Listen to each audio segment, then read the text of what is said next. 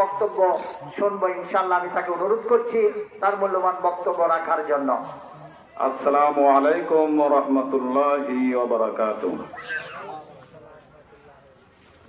নাহমাদুহু ওয়া নুসাল্লি আলা রাসূলিহিল কারীম, আম্মা বা'দ। সবাই পড়েন আউযু বিল্লাহি মিনাশ শাইতানির রাজীম। বিসমিল্লাহির রহমানির রহিম।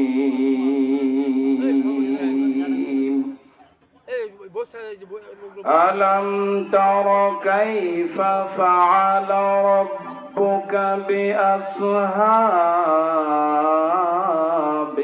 Feel. Have you not considered, Muhammad, how your Lord dealt with the companions of the elephant? Alam yaj'al kaydahum fi tadlil. Did he not make their plan from his guidance? وَأَرْسَلَ عَلَيْهِمْ طَيْرًا أَبَابِيلَ. And he sent against them birds in flocks, تَرْمِيهِمْ بِحِجَارَةٍ مِّن سِجِّيلٍ, striking them with stones of hard clay. فَجَعَلَهُمْ كَعَصْفٍ مَأْكُولٍ. And he made them like eaten straw. يَا أَيُّهَا الَّذِينَ آمَنُوا ادْخُلُوا فِي السِّلْمِ كَافَّةً وَلَا تتبعوا خطوات الشيطان إنه لكم عدو مبين. وقال تعالى في كلامه المجيد والفرقانه الحميد. قال رسول الله صلى الله عليه وسلم خيركم من تعلم القرآن وعلمه. وقال عليه الصلاة والسلام सूरज ने दिया अपने सवा ओ कहे पैगाम। सूरज ने दिया अपने सवा ओ कहे पैगाम। दुनिया है अजब सीज, कभी सुबह कभी शाम।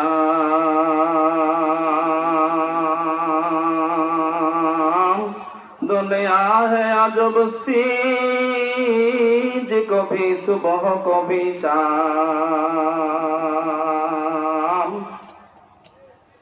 दुनिया में हो दुनिया का तलबगार नहीं हो। दुनिया में हो दुनिया का तलबगार नहीं हो। दुनिया में हो दुनिया का तलबगार नहीं हो। इन्नल्लाह व मलाइकतहु युसल्लूना अलन नबिय्य या अय्युहल्लज़ीना आमनू सल्लू अलैहि वसल्लिमू तस्लीमा। अल्लाहुम्मा सल्लि अला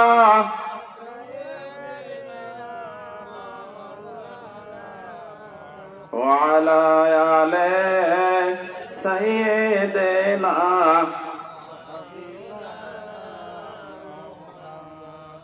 কোথায় রইলেন প্রাণের রাসূল, কোথায় রইলেন প্রাণের রাসূল আমাদেরকে সারিয়া,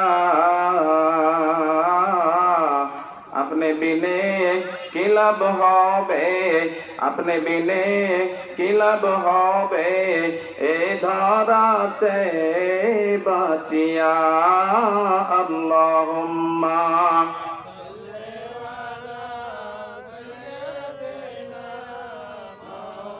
লানা মুহাম্মাদ ওয়া আলা আলিহি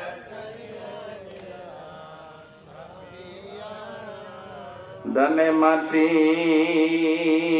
বামে মাটি, ডানে মাটি বামে মাটি, নিচে মাটির বিছানা, উপর দিকে চেয়ে দেখো কাঁচা বাঁশের কারখানা। আল্লাহুম্মা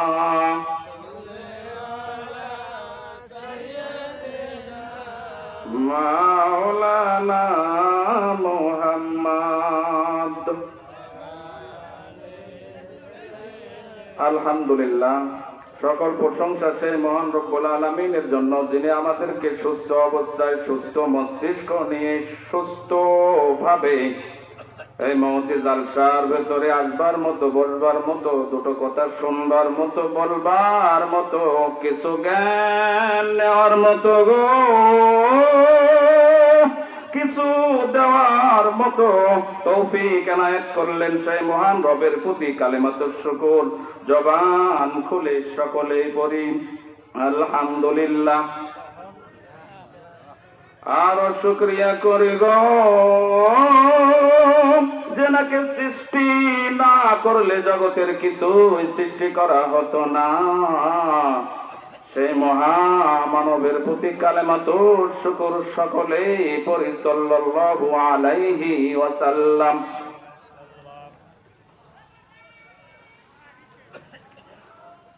বিরাট ইসালে সওয়াব ওয়াজ মাহফিলের সম্মানিত সভাপতি আলহাজ হাফেজ মাওলানা আব্দুস সামাদ, আমার বড় ভাই, ওনাকে আল্লাহ রব্বুল আলামিন নেক হায়াতে তয়্যিবা দান করুক, সকলে পড়ে আমিন।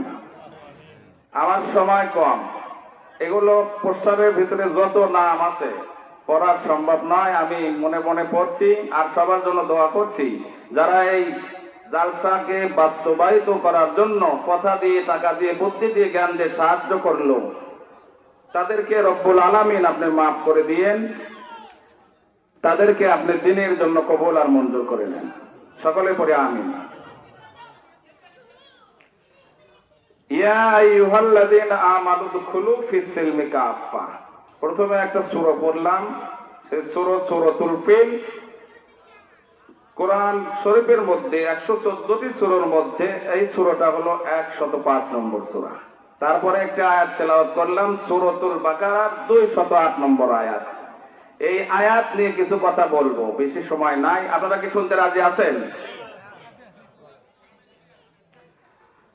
আল্লাহ রাব্বুল আলামিন বলছেন, ইয়া আইয়ুহাল্লাযীনা আমানু দুখুলু ফিস সিলমি কাফা। এ বিশ্বাসীরা, এ ঈমানদারগণেরা, তোমরা ইসলামের ভিতরে পুরোপুরি ঢোকো। ইসলামের ভিতরে কেমন করে পুরোপুরি ঢুকতে হবে?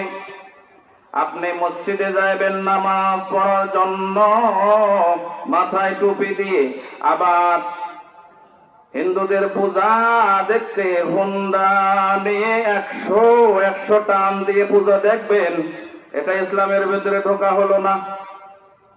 আয়াতের শানে নজুল বললেই বুঝতে পারবেন।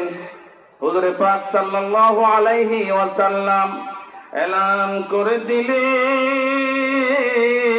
আমি মক্কা থেকে 4 দিন পরে মদিনায় যাব। এই এলান শুনে মদিনাবাসী খুশিতে আত্মহারা হয়ে গেল। কেমন খুশি হলো? এই যে আজকে যে বাঁশবাড়িয়া ফুরকানিয়া মাদ্রাসায় জালসা হয় গো। এই জালসা উপলক্ষে এই গ্রামের যত মহিলা মানুষগুলো রয়েছে তারা ঘর বাড়ি যেমন করে লেপে রেখেছে, বিছানার উপরে সুন্দর সুন্দর চাদর পেরে রেখেছে গো। এই সুন্দর সুন্দর চাদর পেরে রেখেছে তাদের মেহমানদেরকে থাকতে দিবে বলে। নবীজি রওনা দিবে, রওনা দেয় নাই, শুধুমাত্র এলান করেছে আমি মদিনায় যাব। এই এলান শুনে মদিনাবাসী ঘর বাড়ি লেপে রেখে পরিষ্কার করে সকলেই নবীজিকে থাকতে দেবে বলে বিছানা সুন্দর করে চাদর পেরে রেখেছে। সকলেই নবীকে নিতে চায় গো। কিন্তু নবী মদিনায় যাবে, যাওয়ার কথা শুনে নবীর জন্য এত পাগল পারা হয়ে গেল। আর অথচ এখন নবীজি নেই গো। এই দুনিয়ার বুকে নবীদের ওয়ারিস রয়েছে। নবীদের ওয়ারিস গুলো হলো আলেম ওলামা। এই আলেম ওলামাদেরকে আমরা কেমন ভালোবাসি তার একটা বর্ণনা শোনাই। কোন হুজুর যদি রাস্তা দিয়ে হেঁটে যায়, যদি আস্তে আস্তে হেঁটে যায় গো, আমরা তাকে নিয়ে ট্রোল করি, বলে বেশি খাইছে লড়তে পারে না। আর যদি কোন হুজুর জোরে যায় গো, তখন আমরা তাকে ট্রোল করা ছেড়ে দেই না, তখন আমরা তাকে বলি দাওয়াত পাইছে। তাহলে এটা কি হুজুরদেরকে ভালোবাসা হলো? হুজুরদেরকে তুমি যদি ভালোবাসো,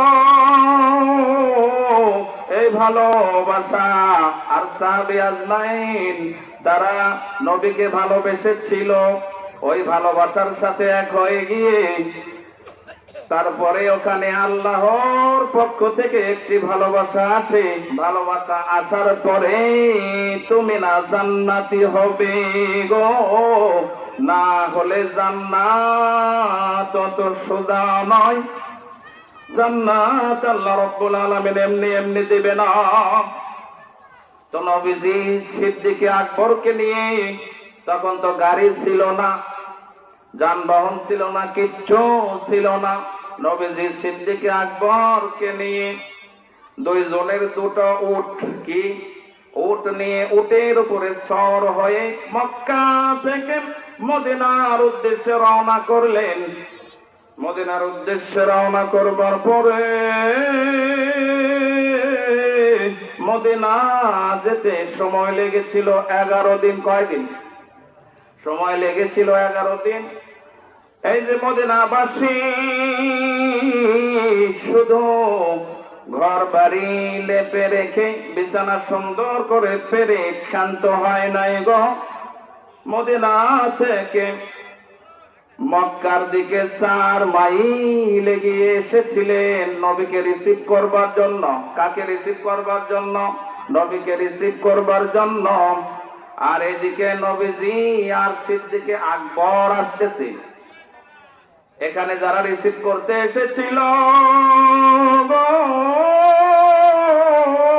তারা নবীজিকে দেখার জন্য কেউ কেউ পাহাড়ের উপরে উঠেছে, কেউ কেউ খেজুর গাছের উপরে উঠেছে।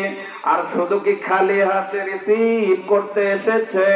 কেউ খালি হাতে আসে নাই, কারো হাতে কবিতার মালা, আবার কারো হাতে ফুলের মালা গো। আবার কেউ শরবতের গিলাস নিয়ে এসেছে, আবার কেউ দুধের গিলাস নিয়ে এসেছে, আবার কেউ পানি নিয়ে এসেছে নবীজিকে খাওয়াবে বলে। হুজুরে পাক সাল্লাল্লাহু আলাইহি ওয়াসাল্লাম সিদ্দিক আকবরকে নিয়ে রওনা দিতে রাস্তার মাঝপথে এসে সিদ্দিক আকবরকে বলে, সিদ্দিক রে, আর কত দূর মদিনা? কয় যে এই যে হুজুর সামনেই দেখা যায় কালা কালা কি যেন দেখা যায় পাহাড়ের উঁচু, খেজুর গাছের উপরে। তখন হুজুর পাক সাল্লাল্লাহু আলাইহি ওয়াসাল্লাম বুঝতে পারে, সিদ্দিক আকবরকে বলে, আমাদেরকে মনে হয় রিসিভ করবার জন্য এসেছে মদিনাবাসী। যখন রব্বুল আলামিনের হাবিব সিদ্দিক আকবরকে নিয়ে একেবারে মক্কা থেকে 4 মাইল গিয়ে এসেছে, ওই জায়গায় যখন যায় তখন সবাই পাগল পারা হয়ে যায়। 4 দিন আগেকার ঘটনা, 4 দিন আগে ওরা এসেছে। হুজুর যখন কাছে যায়, তখন যে দুধের গিলাস নিয়েছিল, তখন বলছে, হুজুর দুধ নিয়ে এসেছি, মাথা হয়ে গিয়েছে, পান করেন। কেউ বলছে শরবত নিয়ে এসেছি, শরবত পান করেন। কেউ বলছে পানি নিয়ে এসেছি, পানি পান করে আমাকে ধন্য করেন।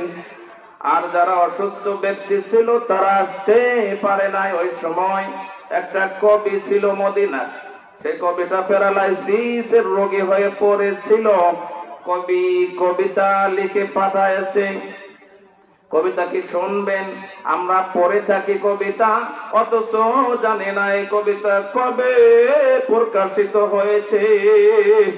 কবিতা হলো, তলাল বাদরু আলাইনা মিন সানিয়াতিল বিদা ওয়াজাবা শুকরু আলাইনা মাদা লিল্লাহি দা।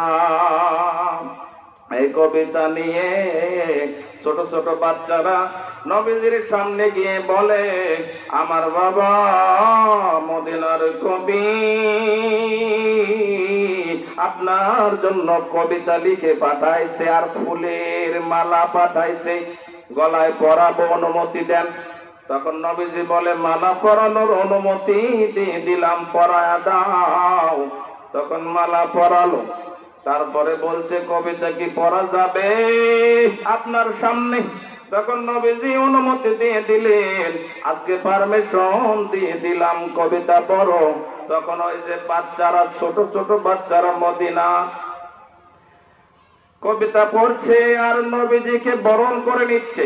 উটের বরের সামনে কিটকিট করে নাচে আর কবিতা পড়ে, তলাল বাদরু আলাইনা। কবিতার অর্থ কি ছিল? কি সুন্দর অর্থ ছিল, শুনবেন, অর্থ শুনবেন। কবিতার অর্থ ছিল, রাতের আধার কেটে কেটে আকাশে চাঁদ উঠলো, সারা জাহানের দিক বিদিকে, সারা জাহানের দিক বিদিকে আলোর ধারা ছুটলো, তলাল বাদরু আলাইনা মিন সানিয়াতিল বিদা। মানবতার বন্ধু তুমি, ওগো রাহমাতুল লিল আলামিন। তাই তো শুকর আদায় করি, তাই তো শুকর আদায় করি, কুল মাখলুকাত নিশিদিন। তলাল বাদরু আলাইনা মিন সানিয়াতিল বিদা ওয়াজাবা শুকরু আলাইনা মাদা লিল্লাহি দা। আল্লাহু আকবার বলেন। কবিতার অর্থ কেমন ছিল? এই যে নবীজিকে বরণ করা হয়ে গেল, নবীজি এখন একটা পেরেশানির মধ্যে পড়ে গেল। সাহাবীরা সকলেই তাদের নিজের বাড়ির দিকে তাকে, কেউ বলে আমার ডান দিকে মোড় নিয়ে আমার বাড়ি, আমার বাড়িতে চলেন। কেউ বলে বাম দিকে মোড় নিয়ে আমার বাড়ি, আমার বাড়িতে চলেন, আম্মা আপনার জন্য বিছানা পেতে রেখেছে। কেউ বলে ওই যে দেখা যায় আমার বাড়ি,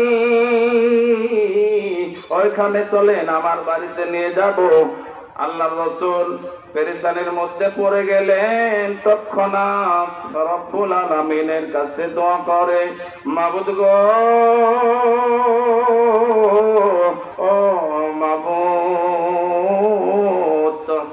আমি কার বাড়িতে যাব, যার বাড়িতে যাব সে মন খারাপ খুশি হবে, অন্যজনে মন খারাপ করবে। আপনি আসমান থেকে একটা ফয়সালা করে দেন, যে ফয়সালা সবাই মানবে।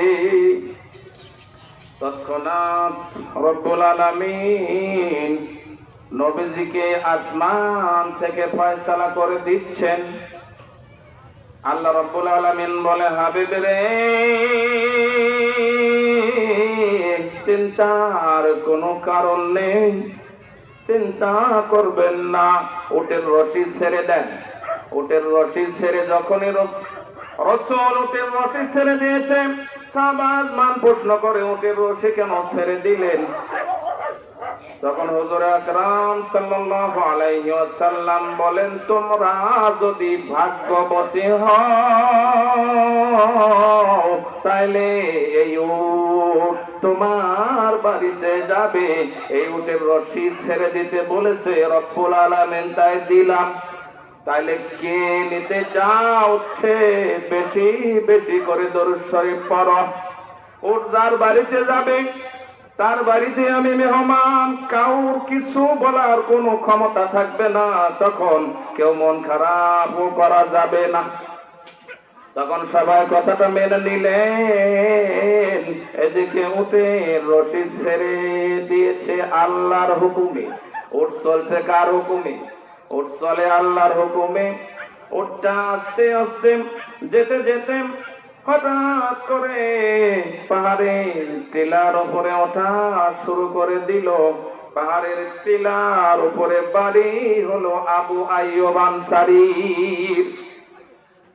এই আবু আইয়ুব আনসারী তখন মদিনার ভিতরে কোটিপতি। রব্বুল আলামিন উটকে টেনে টেনে এই আবু আইয়ুব আনসারীর বাড়ির উঠোনের মধ্যে পর্যন্ত নিয়ে গেলেন। উটটা তখন উঠানের ভেতরে গিয়ে শুয়ে পড়েছে, বসে পড়েছে, আর ওঠে না। নবীজি তো আগে থেকে কিছু জানে না। নবীজিকে যখন জানানো হয় জিবরাইলের মাধ্যমে, তখন নবীজি জানতে পারে। উটকে পিটানি দেয়, উট ওঠে না, ওঠে না, ওঠে না। অনেক চেষ্টা করে উট ওঠে না। নবীজি বলে, পাহাড়ের উপরে কার বাড়িতে এসে বসলি, উঠিস না কেন? উট ওঠে না। উটের জবান খুলে গেল। উট বলে, ইয়া রাসূলুল্লাহ, ইয়া হাবিবাল্লাহ, আমার মালিক আমার এই বাড়িতে আসতে বলেছে। আমার মালিক আসতে বলেছে, আমি এই বাড়িতে আসলাম। এই বাড়িতে মালিক আসতে বলেছে, এই বাড়িতে আমি আসলাম, আপনি এই বাড়িরই মেহমান। তখন নবীজি উঠ থেকে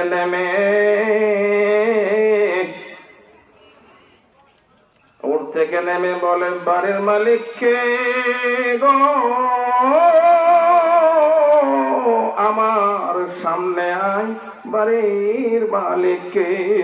ঘরের মধ্যে থেকে আবু আইয়ুব আনসারী দৌড়িয়ে এসে বলে, ইয়া রাসূলুল্লাহ, ইয়া হাবিবাল্লাহ, আমি আবু আইয়ুব আনসারী, এই বাড়ির মালিক। নবীজি বলে, আমি মক্কা থেকে শুনেছি তুই অনেক ধনাঢ্য ব্যক্তি, এই জন্য আল্লাহ রাব্বুল আলামিন তোর বাড়িতে আমাকে মেহমান করে পাঠিয়েছে। তখন আবু আইয়ুব আনসারী বলে, এর চাইতে বেশি খুশির খবর আর কি হতে পারে? তখন নবীজি বলে, এই যে 4 দিন ধরে পথের মধ্যে রিসিভকারী সাহাবীরা, এরা সবাই ক্ষুধার্ত, এদের খাবারের আয়োজন করো। আবু আইয়ুব আনসারী সাথে সাথে ওর জবা দিয়ে দিলেন। বাদীরা উঠি বলতে শুরু করলেন। খাবারের আয়োজন করা কমপ্লিট। আবু আইয়ুব আনসারীর বাড়ি ছিল পাহাড়ের উঁচুয়। বাড়ির নিচে আবু আইয়ুব আনসারীর বন্ধু রাইসুল ইহুদি আব্দুল্লাহ বিন সালামের বাগান ছিল, খেজুরের বাগান। আব্দুল্লাহ বিন সালাম রইসুল ইহুদি, ইহুদিদের পাদ্রী, ইহুদিদের নেতা। উনি খেজুর কাটতেছিলেন। এই আব্দুল্লাহ বিন সালাম তাওরাতের মধ্যে পড়েছে নবীজির দান্দান মোবারক কেমন হবে। সময় নেই, যতগুলো কথা বললাম, আমি ছোট মানুষ, ভুল টুল হয়ে গেলে ক্ষমা করে দিন। আর আপনারা আমার জন্য দোয়া করবেন, আমার কণ্ঠটা যেন রব্বুল আলামিন ভালো রাখেন। আপনাদের দোয়ায় আমি এবার অনেক মাহফিল পেয়েছি, ওয়াজ করতেছি। আপনারা অনেক আমার জন্য বিশেষ করে দোয়া করবেন, আমার কণ্ঠটা যেন আল্লাহ রব্বুল আলামিন সব সময় ভালো রাখে। যতগুলো কথা বলা হলো, সমস্ত কথা উপরে আমল করার তৌফিক দান করুক সবাইকে। আখির দাওয়ানা আলহামদুলিল্লাহি রাব্বিল আলামিন।